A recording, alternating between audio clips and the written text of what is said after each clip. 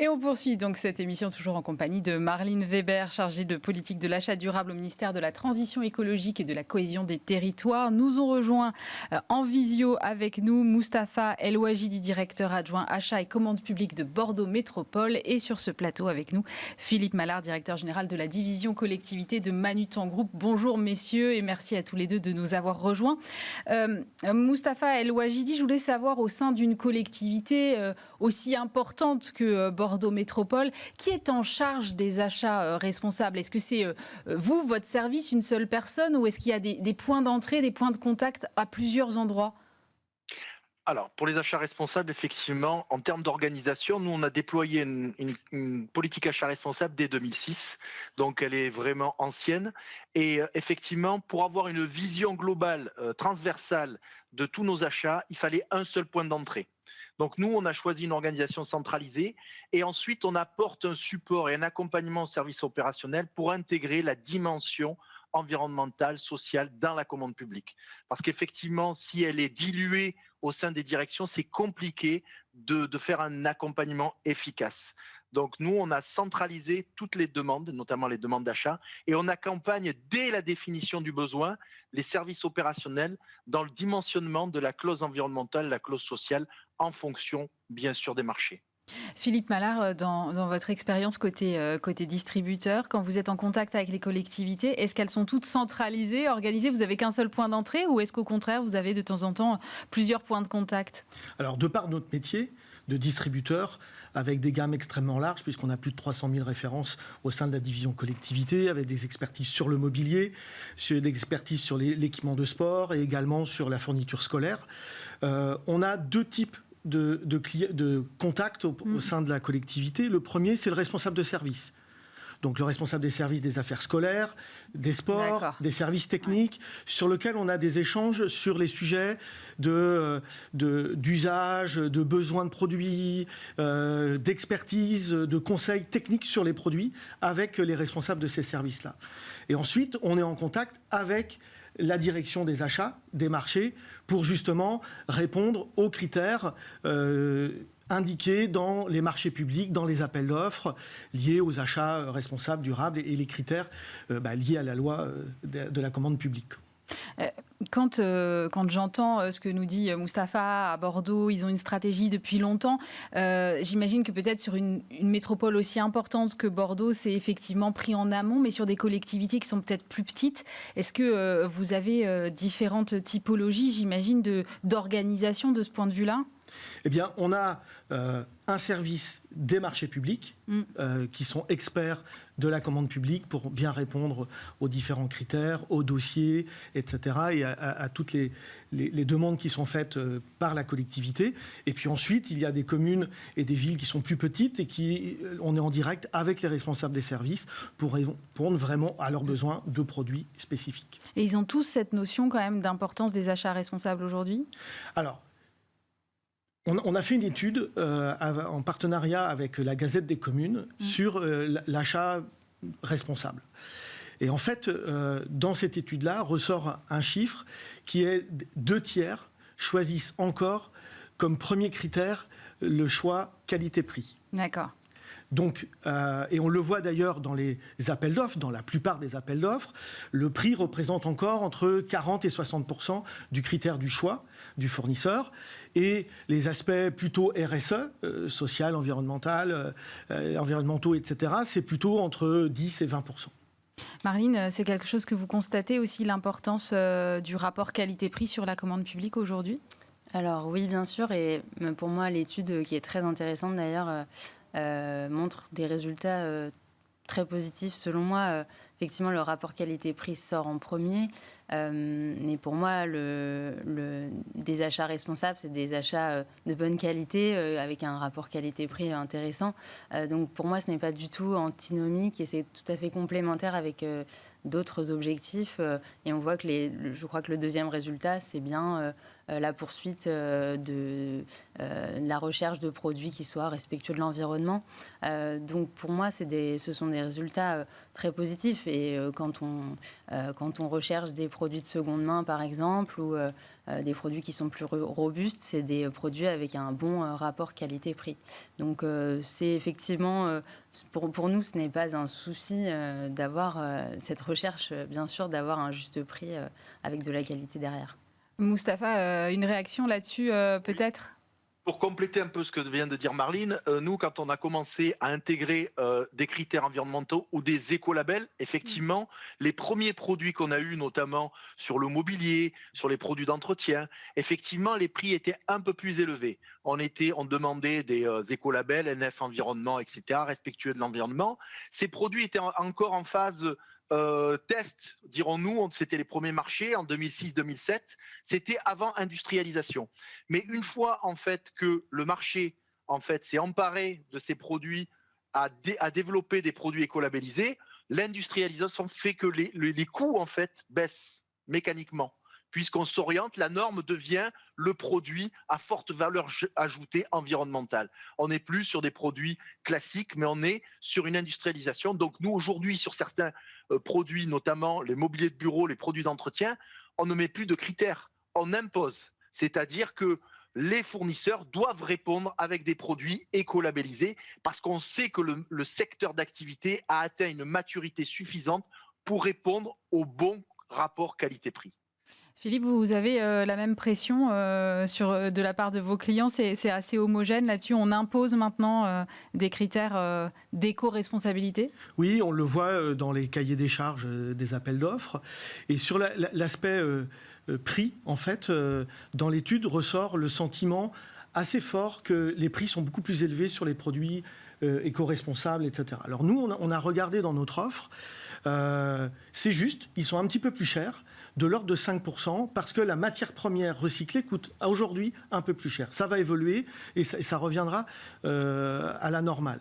Mais par contre, 5%, c'est pas dingue comme différence, en fait. Hein. Mais par contre, dans les achats responsables, on peut regarder la notion du prix d'une manière différente.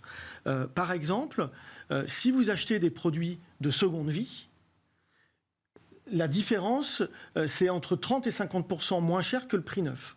Donc, la collectivité est gagnante. Si vous achetez des produits de meilleure qualité ou qui ont une réparabilité, oui, ou qui ont une durée de vie plus longue. Et donc, une durée de vie plus longue, oui. Même si vous l'achetez 10% plus cher au départ, le prix sur la durée, parce que le produit va durer peut-être 2 fois plus longtemps, au final, la collectivité est gagnante aussi. Marline ? Oui, je pense que je vais aller dans le même sens, mais effectivement, alors déjà, les enquêtes, les études qui existent, moi que j'ai vues de l'ADEME, donc l'Agence de l'environnement, ou 60 millions de consommateurs, montrent plutôt que les produits avec l'écolabel européen, donc le label écologique à l'échelle européenne, sont plutôt moins chers. Voilà, selon les produits, mais sur ceux qui sortent, comme les produits ménagers par exemple, c'est plutôt moins cher.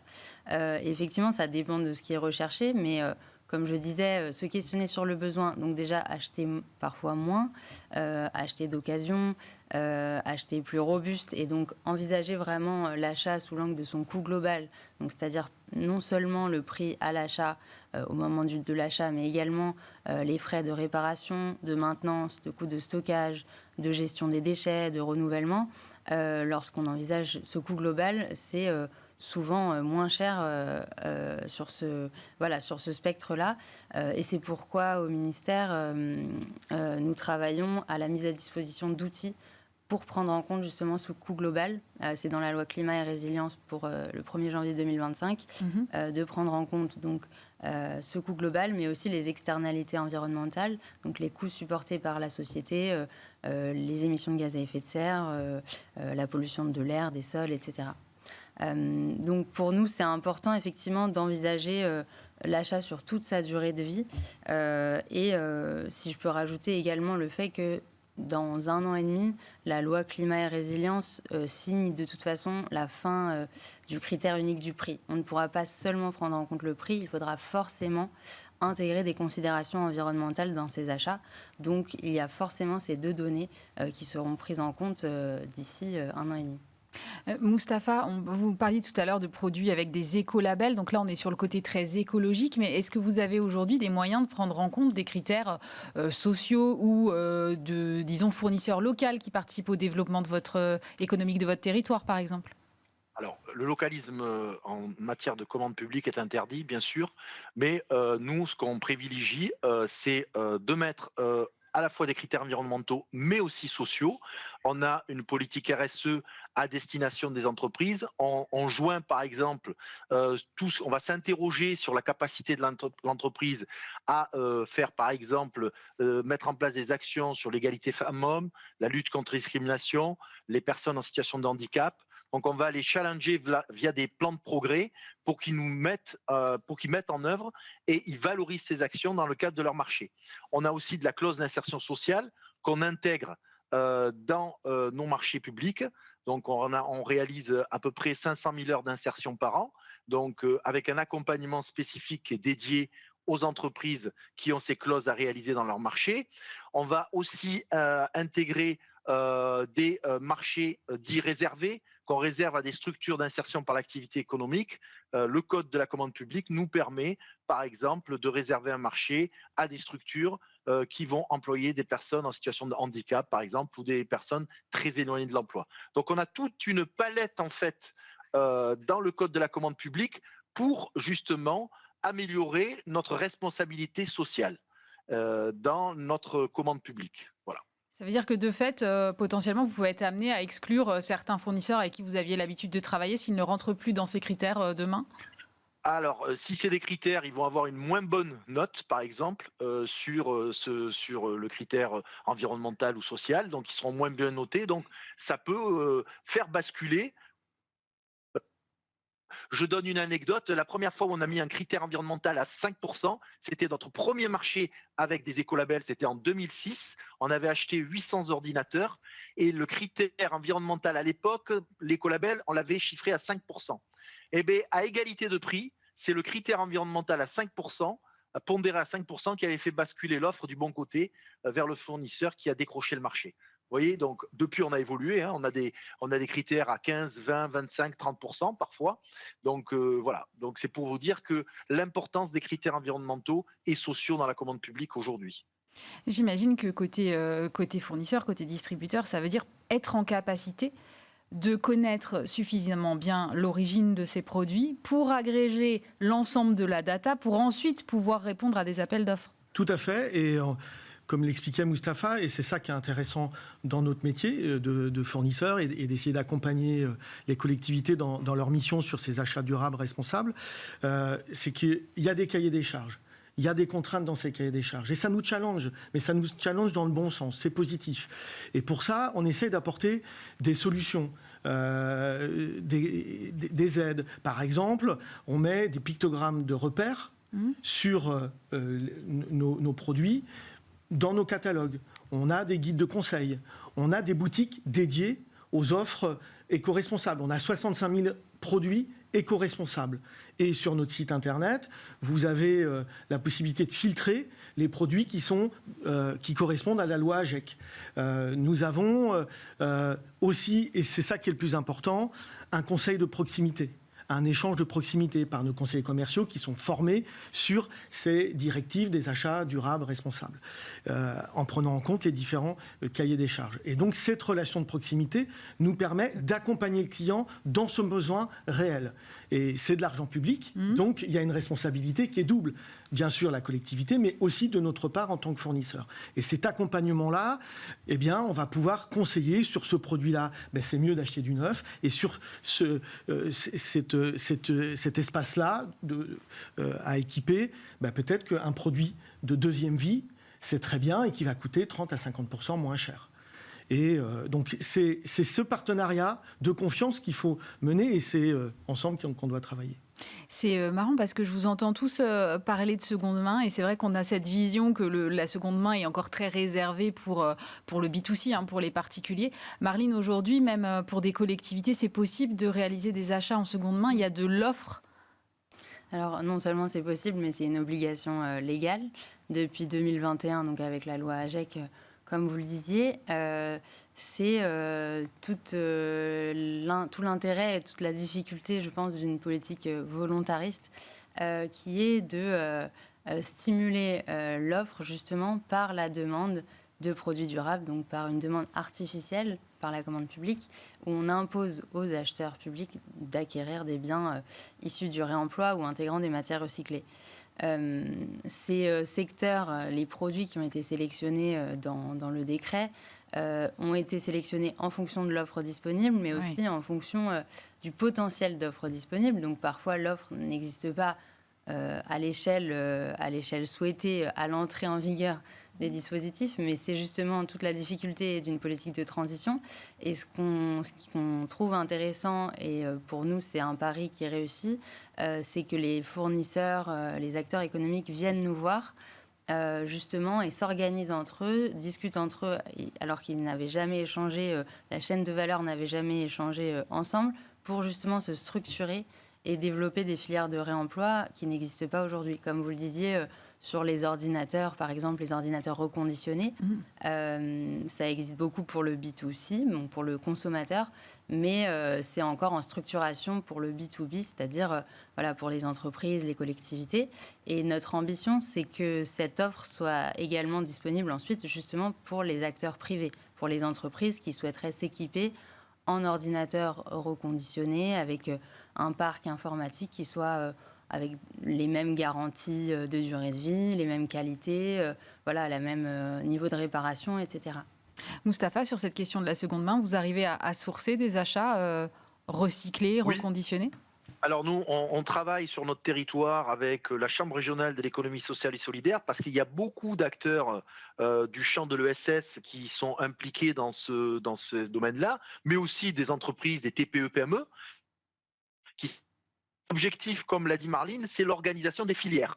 Aujourd'hui, certaines ne sont pas matures. Autant sur l'informatique, la téléphonie, vous trouvez aujourd'hui des acteurs. Le mobilier aussi, il y a des acteurs du second main qui se professionnalisent et qui commencent à se mettre en place. Nous essayons de lancer des lots qui soient dimensionnés suffisamment sur le territoire pour avoir des réponses. On va lancer prochainement un lot dans le domaine de l'informatique et la téléphonie et un lot dans le mobilier. Donc voilà, donc il faut aussi adapter techniquement les cahiers des charges. Parce que pour rédiger un cahier des charges dans du réemploi, c'est pas si facile que ça, parce que entre le moment où il y a un engagement contractuel sur un bordereau par rapport à des prix et à des produits existants, au moment où vous allez passer la commande, vous pouvez ne plus avoir le produit disponible. Donc nous, on va travailler sur un système qui s'appelle le SAD, un système d'achat, système d'acquisition dynamique, où on va référencer des fournisseurs au fur et à mesure pour pouvoir les consulter via des marchés subséquents au moment où survient le besoin. Donc on est obligé aussi d'adapter nos techniques d'achat au secteur du réemploi lorsqu'on lancera nos marchés dans le domaine de la seconde main et de l'occasion. C'est intéressant, j'ai l'impression que ça pousse à l'innovation des deux côtés, c'est-à-dire et du côté des collectivités qui s'adaptent, qui revoient peut-être leur manière de fonctionner, et du côté des fournisseurs pour l'offre en fait, Philippe. Très clair, j'ai même une bonne nouvelle à vous annoncer, puisque on vient de créer un service de collecte de mobilier, de matériel informatique, etc., au sein de Manutan, au sein de la division collectivité, auprès des collectivités, pour récupérer leur mobilier de bureau, leur mobilier scolaire, les équipements de sport, etc. On les collecte, on les met dans notre atelier pour les remettre sur le marché en seconde vie et proposer aux clients avec une différence de 30 à 50% sur le prix de vente. Donc on a regardé l'écosystème et donc il y a plein d'acteurs qui sont des petits acteurs un petit peu partout dans le territoire, et on a décidé chez Manutan d'investir sur ce service de collecte de mobilier, d'informatique, etc., pour remettre aussi en état les produits, et c'est l'économie circulaire, c'est ça qui est vertueux, et ça c'est fantastique. Marline, j'ai l'impression que ça revient à ce que vous disiez finalement au début. La commande publique peut être une locomotive pour un changement qui soit évidemment ensuite à plus grande échelle. Oui, et c'est vrai que cet intérêt pour la commande publique, on le perçoit aujourd'hui dans toutes les politiques publiques, tant au niveau national qu'européen. Les politiques souhaitent s'appuyer sur le levier de la commande publique comme un levier qui existe de toute façon. Ce n'est pas des subventions en plus, en période de restriction budgétaire aussi. Ouais. Et donc, voilà, imposer des obligations, malheureusement, qui deviennent aussi nombreuses pour les acheteurs publics, voilà, pour pousser cette transition écologique. Merci beaucoup à tous les trois d'avoir été avec nous et d'avoir partagé vos expériences. Marlene Weber, chargée de politique de l'achat durable, ministère de la Transition écologique et de la cohésion des territoires. Moustapha El Ouajidi, directeur adjoint achat et commande publique à Bordeaux Métropole. Et puis Philippe Mallard, directeur général de la division collectivité Manutan Group. On se retrouve bien sûr le mois prochain pour un nouveau numéro de Smart at Work.